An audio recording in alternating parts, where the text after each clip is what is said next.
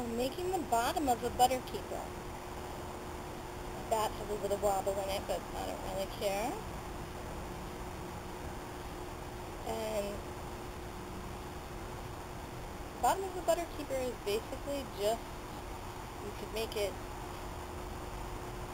any kind of cylindrical form that you want, which is kind of fun, so that every Butterkeeper can really be different. And the base of the Butterkeeper is what's going to hold the water. So I'm using about 3/4 of a pound of clay. You could use probably less even, and some people might like theirs thicker. Maybe you want to use more. And a lot of times the base doesn't have to be all that much bigger, even if you want the top of the Butterkeeper, which holds the butter, to have more butter, like to have it be bigger, because it's really more about how big you make that lid than it is how you make the bottom.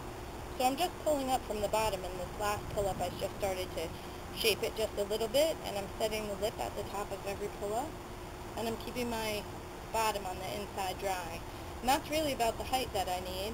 I'm going to make just a little swirl on the bottom, something interesting to see inside there. And I'm going to take this lip part and just give it a little bit of a definition, because I found that the lid fits best if this comes in just a little bit here, and then this little top part flares out just a little bit.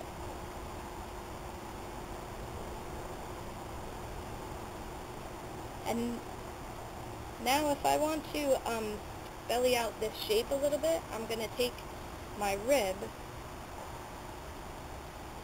I'm using a metal flexible rib, but you could use whatever. And I'm pushing out with my inside hand just against that curve of the rib that I'm creating. And I'm holding the rib very, very close up against my pot, so not at an angle like that where I'm taking off clay. And then usually this wants to splay out a little bit, so I'm just going to collar that top part back in.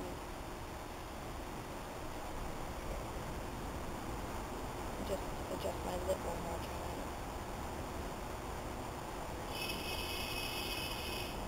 And then again, I want the form just to be a little bit more of a belly out here, so I'm going to do that again. And now I don't want to puddle on the inside anymore, but I do need my hand to slide in there.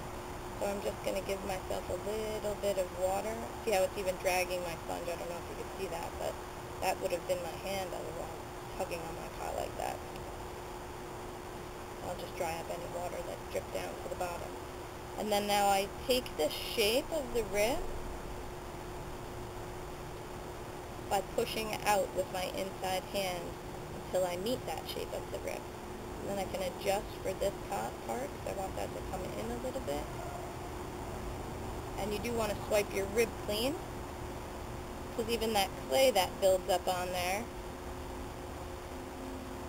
creates a little bit of friction.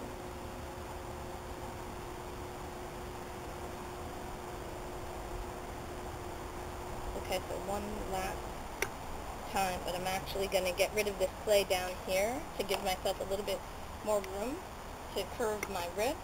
So I'm going to just use this tool to take away that extra clay down low, either like this, or if there's a lot of clay down there, sometimes what I just like to do is use my needle tool and come in at an angle until I hit my wheel or bat in this case. You don't have to travel out where you went in, you could just swipe it out if you want. And then I hold it flat and just go underneath. And then I can cut this part away, which is just clay that would have otherwise ended up being trimmed off later anyhow. So it's nicer to also get the clay off now when you could reuse this again, because it's not dried out and would have to be recycled the other way. The water and all of that. Okay, so now I'm just going to clean up that, because I didn't get such a clean cut.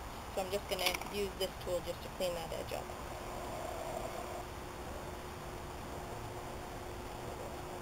and I swipe the tool so that I could still have a sharp edge there.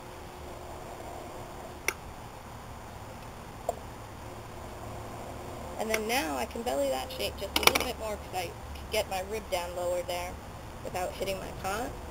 So I'm going to do that. I'm going to just, again, be a little bit wet inside with that hand, but not dripping hopefully, and then taking the shape of the rib and then adjusting just for that little top part right there. Okay, and that's the base of the Butterkeeper basically. I like to always use a piece of plastic on this edge just to really make it smooth, and to do that I like dry cleaning plastic. It's sort of thin and light, and I just like it to be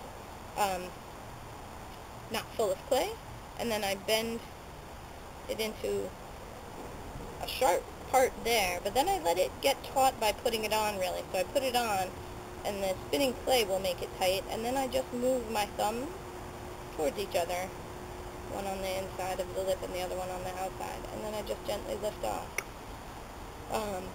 And then I'm going to cut this off. And I will take it off the bat. You could leave it on if you'd like, but I'm going to, okay.